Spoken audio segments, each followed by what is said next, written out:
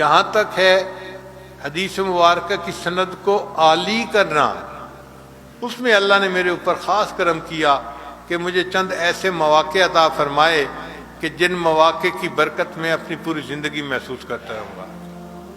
ایک سند تو مجھے دیوبند میں ملی،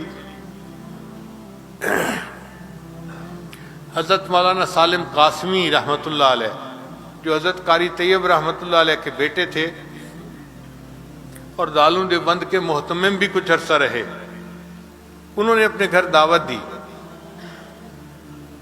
جب کھانا کھا لیا تو مجھے کہنے لگے حضرت میرے ساتھ آئیں۔ میں ان کے پیچھے پیچھے گیا، وہ مجھے ایک کمرے میں لے گئے۔ حضرت اس چارپائی پہ بیٹھ جائیں، میں بیٹھ گیا۔ پھر کہنے لگے آپ کو پتہ ہے میں نے آپ کو اس چارپائی پہ لا کے کیوں بٹھایا ہے؟ میں نے کہا حضرت میں ان پیروں میں سے نہیں ہوں جن کے کتے اور بلیاں بھی علم غیب جانتے ہیں۔ بریلیوں کی عادت ہوتی ہے نا، تو میں نے یہ بات کی۔ کہنے لگے اچھا میں بتا دیتا ہوں کہ یہ کمرہ حضرت مولانا قاسم نانوتوی کا ہے اور یہ چارپائی ان کی ہے، اور میرا دل چاہا اس چارپائی پر بٹھا کر میں آپ کو حدیث کی اجازت دوں۔ الحمدللہ ثم الحمدللہ، انہوں نے لکھی ہوئی بھی اجازت دی، سند دی، اور ویسے بھی سند دی۔ یہ ایک عالی نسبت تھی جو اللہ نے مجھے دیوبند میں عطا فرمائی۔ پھر ایک دوسری نسبت کا اللہ نے عجیب سبب بنایا۔ ہم لوگ ایک مرتبہ حج کے بعد حرم مکہ میں مقیم تھے، عصر کی نماز پڑھی تو میں نے دیکھا کہ ایک صف آگے ایک پتلے دبلے سے عالم ہیں، تو وہ بیٹھے اور ان کے گرد کچھ طلباء نے آ کر بیٹھنا شروع کر دیا جن کے پاس احادیث کی کتابیں تھیں۔ سکولوں کی کتابوں میں اور مدرسے کی کتابوں میں ایک واضح فرق ہوتا ہے، ایک نظر پڑھنے سے بندہ پہچان لیتا ہے یہ مدرسے کی کتابیں ہیں اور یہ سکول کی کتابیں ہیں۔ چنانچہ میں ان بچوں کو دیکھ رہا تھا کہ شاید بخاری شریف انہوں نے اپنے ہاتھوں میں لی ہوئی تھی اور سرخ رومال انہوں نے سر پہ باندھے ہوئے تھے، وہ گھیرا بنا کر بیٹھ گئے اور ان کے سامنے ایک طالب علم نے بخاری شریف کی پہلی حدیث کی تلاوت شروع کر دی۔ میں بھی ذرا قریب ہو گیا، میں نے ساری تلاوت سنی۔ پھر اس کے بعد ان بزرگوں نے ان تمام طلباء کو حدیث کی اجازت دی۔ مجھے اندازہ ہوا کہ یہ کوئی بڑے عالم ہیں جو حرم میں مکہ کے اندر بیٹھ کر طلباء کو حدیث کی اجازت دے رہے ہیں۔ تو میں نے ان کے جو خادم تھے ان سے پوچھا کہ یہ کون ہے؟ ان کا جی یہ انڈیا کے ایک عالم ہیں، ان کا نام ہے مولانا احمد علی، مگر انہوں نے اپنی زیادہ زندگی کا حصہ یو کے میں گزارا ہے، اس لیے ان کا تعارف نہیں ہے انڈیا پاکستان میں اتنا، مگر ان کی حدیث کی نسبت اتنی عالی ہے کہ پاکستان کے بڑے بڑے علماء ان کے پاس حدیث کی نسبت لینے کے لیے آتے ہیں۔ میں نے اس خادم سے پوچھا کون علماء؟ اس نے کہا جیسے حضرت مفتی تقی عثمانی۔ بس یہ نام سن کے ہی میرا دل خوش ہو گیا کہ جب ہمارے سروں کے تاج بھی جا کے ان سے حدیث کی اجازت لے رہے ہیں تو یقیناً ان کی سند بہت عالی ہوگی۔ تو میں نے اس سے کہا خادم سے کہ کیا مجھے حدیث کی اجازت مل سکتی ہے؟ اس نے کہا آپ کا نام کیا ہے؟ میں نے کہا میرا نام ہے ذوالفقار احمد نقشبندی۔ اللہ کی شان کہ اس نے نام سنا تو وہیں سے کھڑے کھڑے، وہ تو خادم تھا نا، حضرت حضرت یوں کہنے لگا۔ اب سارے نمازی بھی سن رہے ہیں۔ میں حیران تھا کہ ہو کیا گیا؟ تو حضرت نے پوچھا کیا ہوا، کیوں اتنا شور کر رہے ہو؟ حضرت میرے ذمہ آپ نے لگایا ہوا تھا نا کہ اگر یہ بندہ کہیں مل جائے تو میری ملاقات ضرور کروانا۔ حضرت وہ یہاں آ گئے۔ اب یہ نام سن کے وہ بزرگ جو تھے میری طرف چلے، میں ان کی طرف چلا، ملاقات ہوئی، میں نے ان کے ماتھے کا بوسہ لیا۔ تو میں نے ان سے کہا کہ حضرت آپ نے طلباء کو تو حدیث کی اجازت دی ہے، میں بھی ایک طالب علم ہوں، اگر مجھے بھی حدیث کی اجازت عطا فرما دیں تو آپ کی مہربانی ہوگی۔ وہ کہنے لگے بات سنیں، میں جب حج کے سفر پر نکلنے لگا تھا اس وقت میں نے نیت کی تھی کہ حج کے سفر میں اگر میری آپ سے ملاقات ہوئی تو میں آپ کے ساتھ مل کر توبہ کے کلمات پڑھوں گا۔ چونکہ میری نیت پہلے کی تھی اس لیے پہلے میری بات پوری کرے پھر میں آپ کی بات پوری کرتا ہوں۔ الحمدللہ میں نے وہی حرم میں بیٹھ کے ان کے ساتھ مل کر توبہ کے کلمات پڑھے اور پھر انہوں نے اس عاجز کو حدیث کی اجازت عطا فرمائی۔ ان کی حدیث کی جو سند تھی وہ حضرت مولانا فضل الرحمان گنج مراد آبادی رحمۃ اللہ کے واسطے سے وہ تھوڑے واسطوں کے ساتھ شاہ ولی اللہ مددلوی رحمۃ اللہ تک پہنچتی ہے، تو ان کی حدیث کی نسبت واقعی دوسروں کی نسبت بہت عالی تھی۔ پھر ایک تیسری نسبت اللہ نے عطا فرمائی، ترکی میں جانا ہوا تو وہاں ایک بڑے بزرگ گزرے ہیں،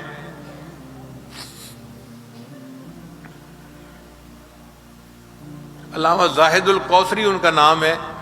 یہ امام اعظم اور حنیفہ رحمۃ اللہ کے دفاع میں بڑی اعلیٰ کتابیں انہوں نے لکھی ہیں۔ ان کی کتابوں کا عرب لوگ بھی بڑا احترام کرتے ہیں۔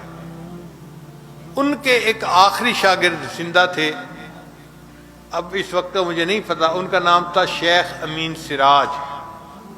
مجھے کسی نے بتایا کہ وہ آخری شاگرد اب دنیا میں زندہ ہیں، اور حکومت نے اب ان کو تاریخی شخصیات میں شامل کر لیا ہے۔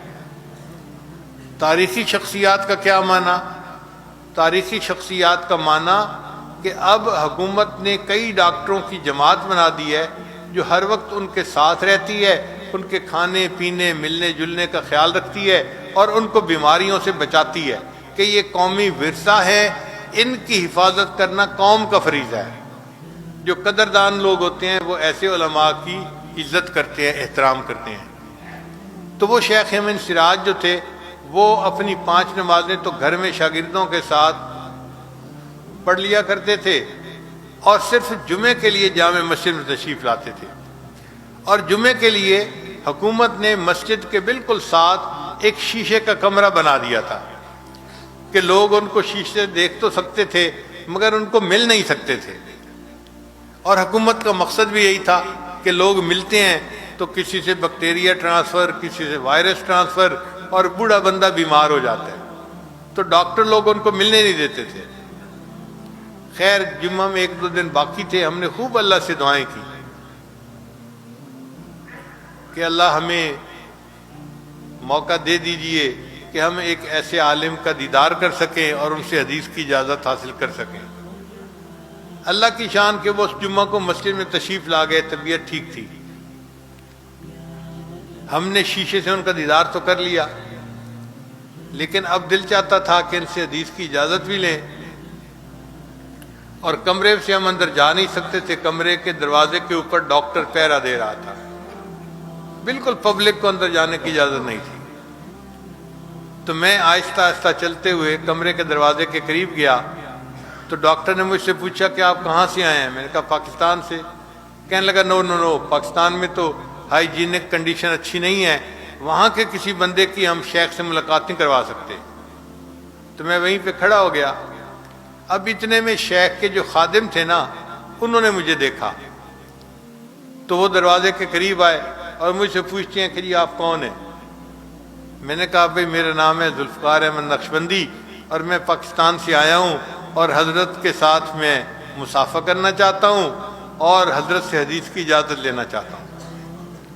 اس خادم نے وہیں سے حضرت کو بتایا کہ حضرت پاکستان سے کوئی عالم آئے ہیں، ان کا نام ہے ذوالفقار احمد نقشبندی۔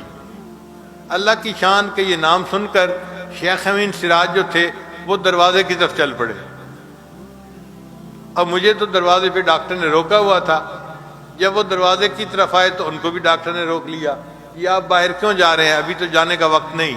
اس نے کہا میں نے ان سے ملنا ہے۔ ڈاکٹر نے کہا آپ نہیں مل سکتے، ہماری ڈیوٹی ہے کہ ہم آپ کی حفاظت کریں، آپ کو کوئی بیماری لگ گئی، اور یہ بندہ تو آیا بھی پاکستان جیسے ملک سے ہے جہاں پر بہت وائرس ہیں اور ہائیجینک کنڈیشن بہت بری ہیں۔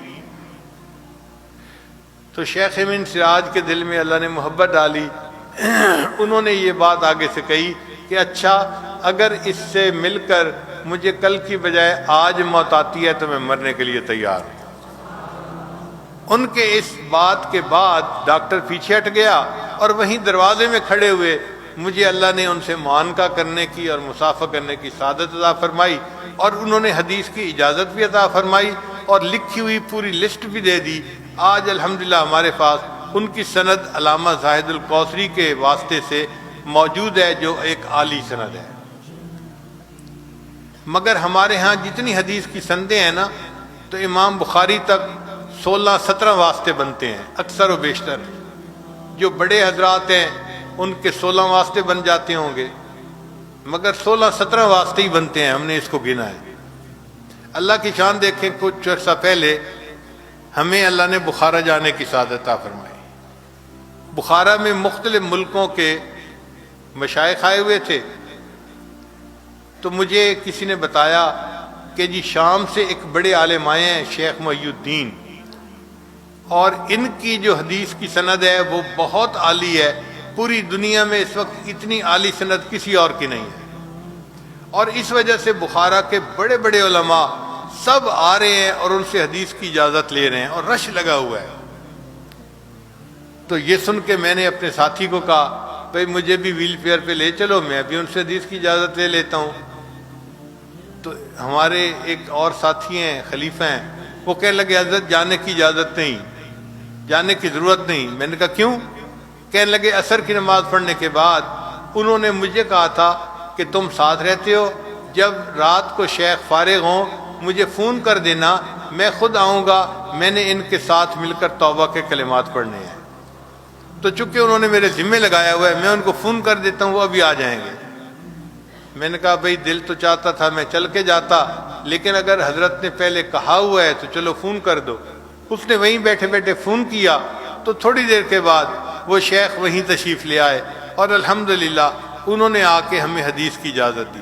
ان کی یہ جو حدیث کی اجازت ہے وہ علامہ شامی رحمۃ اللہ علیہ، ابن عابدین رحمۃ اللہ کی وساطت سے نبی علیہ السلام تک بہت چھوٹے واسطے سے پہنچتی ہے. ان کے جو واسطے امام بخاری تک پہنچتے ہیں نا، وہ 14 واسطے بنتے تھے. تو اب گویا میرے استاد بھی ساتھ شامل ہو گئے تو یہ 15 واسطے بن گئے.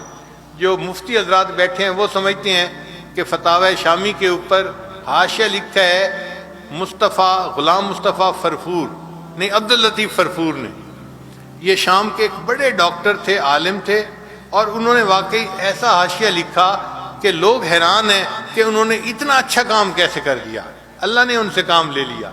ان کے واسطے سے، فرفور کے واسطے سے، علامہ شامی رحمۃ اللہ کے ذریعے اللہ نے یہ حدیث کی ایسی نسبت عطا فرمائی جو بقول شیخ محی الدین کے اس وقت دنیا میں سب سے عالی نسبت تھی. تو اللہ نے وہ بھی عطا فرمائی. الحمدللہ جتنے واسطوں سے یہ نسبت اس عاجز کو ملی، یہ عاجز جتنے علماء یہاں موجود ہیں یا طلباء موجود ہیں، ان سب کو اپنی طرف سے حدیث کی اجازت دیتا ہے. اللہ تعالی ہمیں تقوی و طہارت کے ساتھ زندگی گزارنے کی توفیق عطا فرمائے اور پوری زندگی حدیث کی خدمت کے لیے قبول فرمائے. علماء اکرام کے نیو بیانات سننے کے لیے آپ ہمارے فیس بک پیج کو لائک کریں اور ہمارے یوٹیوب چینل کو سبسکرائب کر کے بیل آئیکن پر کلک کیجیے. اپنی نیک دعاؤں اور تمناؤں میں ادارہ سعد نشریات کو یاد رکھیں. شکریہ. علماء حق کی آواز، سعد نشریات.